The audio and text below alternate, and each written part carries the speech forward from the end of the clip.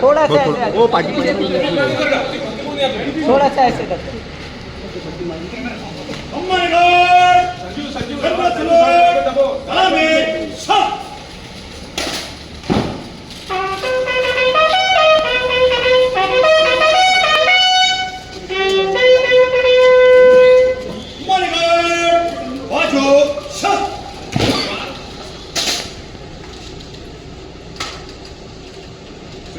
Guard निरीक्षण के लिए तैयार है।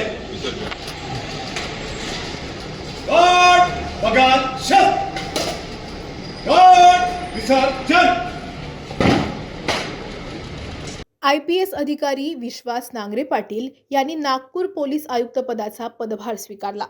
मावळते पोलीस आयुक्त रवींद्रकुमार सिंघल यांनी आयुक्त पदाचा पदभार नांगरे पाटील यांना दिला। यावेळी दोघांनी एकमेकांचं पुष्पगुच्छ देऊन स्वागत केलं। यानंतर विश्वास नांगरे पाटील यांनी माध्यमांशी संवाद साधला।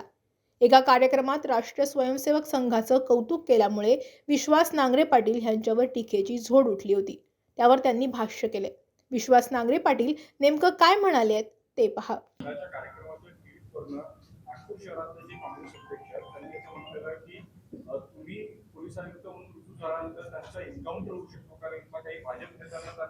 अर्बन नक्सली असल्याचं संबोधलं होतं, त्यावरून त्यांनी एन्काउंटरची भीती व्यक्त केली आणि त्यालाच ऍड करून असं विचारतो सर, त्या भाषणामुळे किंवा त्या क्लिपमुळे खूप त्याच्यात वेगवेगळे अर्थ काढले जातात, तुम्हाला काय वाटतं?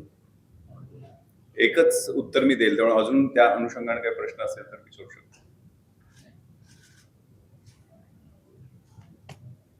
हे पहा, सगळ्यांचा आम्हाला प्रचंड आदर आहे, सन्मान आहे।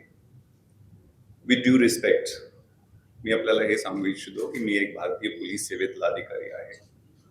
माझी कटिबद्धता ती जी आहे ती भारतीय संविधानाशी आणि संविधानातल्या मूल्यांशी आहे। त्यात जी मार्गदर्शक तत्व सांगितलेली आहेत, रूल ऑफ लॉ मेंटेन करणं हे माझं प्राथमिक कर्तव्य आहे।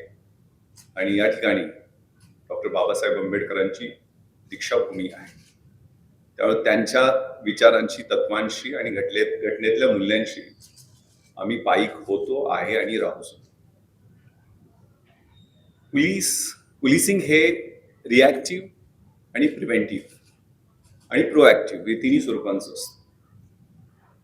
एज्युकेशन, अवेअरनेस आणि एन्फोर्समेंट हे पोलिसिंगचे भाग असतात।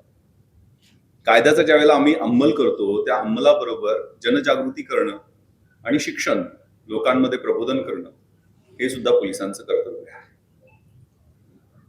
त्यामुळे ज्या सामाजिक, सांस्कृतिक संघटना असतात, त्यांचे जे रचनात्मक आणि होकारात्मक कार्यक्रम होतात, त्या कार्यक्रमामध्ये जाणं आणि तिथल्या युवकांना, वृद्धांना, मुलांना, स्त्रियांना मार्गदर्शन करणं, प्रबोधन करणं हे आमचं कर्तव्य आहे।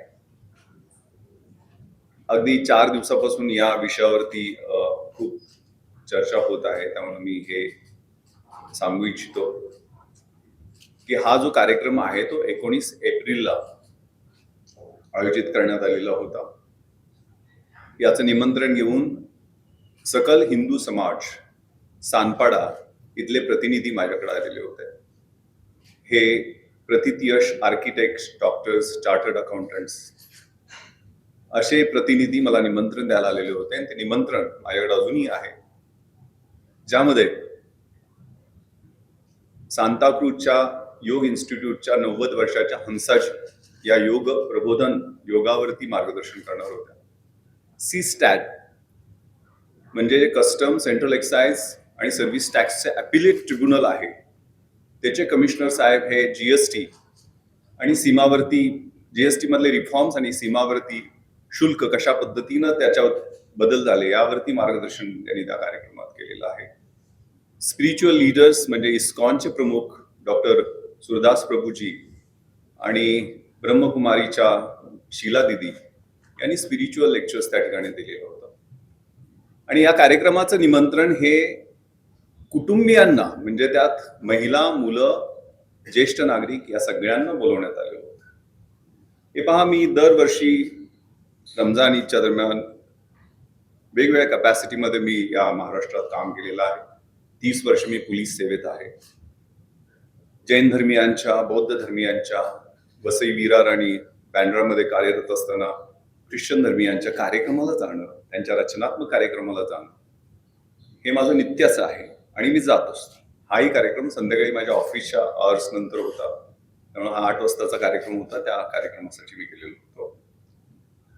आणि त्यामध्ये जसं मी इफ्तार पार्टीला बोलतो की एक ही सपने खडे हो गए दोनों हुनर, कोई रहा बंदा नवाज, म्हणजे सुराल फतियापासून मी माझ्या भाषणाला सुरुवात करत असतो. रमजानचं महत्व पटवून देताना फक्त तोंडाचा, जिभेचा, डोळ्यांचा रोजा नसून चांगलं पाहायचं, चांगलं बघायचं, चांगलं बोलायचं, वाईटापासून दूर राहायचं, परहेजगार व्हायचं हे अभिप्रेत आहे. तसंच मी या कार्यक्रमामध्ये सुरुवातीला एको देवा सर्व भूतांतरात्मा एकम सद्विप्र बहुधा वदन्ति, एकच ईश्वर आहे आणि त्याची वेगवेगळ्या रूपामध्ये प्रार्थना केली जाते. मी या भाषणामध्ये तैत्तरीय उपनिषदामधला शांती मंत्र सांगितला, ज्याच्या क्लिप्स म्हणजे सिलेक्टिव्ह एक छोटीशी क्लिप ठेवली, पण दुसऱ्या पण क्लिप्स आहेत, आपण कृपया पाहाव्या. त्यामध्ये ओम सहना भवतु सहनो भुनक्तु सह वीर्यं करवावहे तेजस्विना वदितमस्तु मा विद्विषावहे. आपण सगळे एकत्र येऊन परमेश्वराने आपला स्वीकार करावा, आपल्या सगळ्यांचं संरक्षण करावं, आपलं ज्ञान हे एव्हर फ्रेश राहावं आणि let's not hate each other. एकमेकांचा द्वेष, तिरस्कार, असूया, चांगलं न बघवण्याची वृत्ती ही नष्ट व्हावी. धर्मामध्ये सगळ्या 3 क्रियापद आहेत, to love, to help and to serve. त्या भाषणातल्याच मी गोष्टी सांगतोय. प्रेम करणं, मदत करणं, सेवा करणं. आणि आपली जी संस्कृती आहे ती संस्कृती म्हणजे स्वतःशी उपाशी राहून दुसऱ्याला भरवण्याची संस्कृती आहे. विकृती जी असते ती दुसऱ्याच्या ताटातलं ओढून घेण्याची असते आणि प्रकृती स्वतःच्या ताटातलं स्वतः खाण्याची असते. पण स्वतः उपाशी राहून दुसऱ्याला भरवणं. आणि त्या भाषणामध्ये मी ज्ञानेश्वरी मधील पसायदानाबद्दल खूप डिटेलमध्ये बोललेलो होतो. दुरितांचे तिमिर जाओ, विश्व स्वधर्म सूर्य पाहो, जो जे वांछील तो ते लाहो प्राणी जात. विश्व बंधुत्वाची, सौहार्दाची आणि प्रेमाची शिकवणूक देणाऱ्या धर्माबद्दल बोललो. त्याच्यानंतर मी व्यसनाधीनता, ड्रग्ज, कारण मी 3 रेव पाट्यावर रेड केलेल्या आहेत, त्या अनुषंगानं, ड्रग्सच्या अनुषंगानं युवकांचं प्रबोधन केलं. पोलीस मधल्या करिअर मधल्या संधी आणि सगळ्यात महत्वाचं प्रिव्हेन्शन ऑफ करप्शन ऍक्ट बद्दल माहिती दिली. पण हे रचनात्मक चांगलं होतं आणि चांगलं बोललेलो आहे. त्यातून कुणी काय अर्थ लावला याच्याबद्दल बोलणं उचित नाही. यामध्ये कुठल्याही कंडक्ट रूलचा मी भंग केलेला नाही.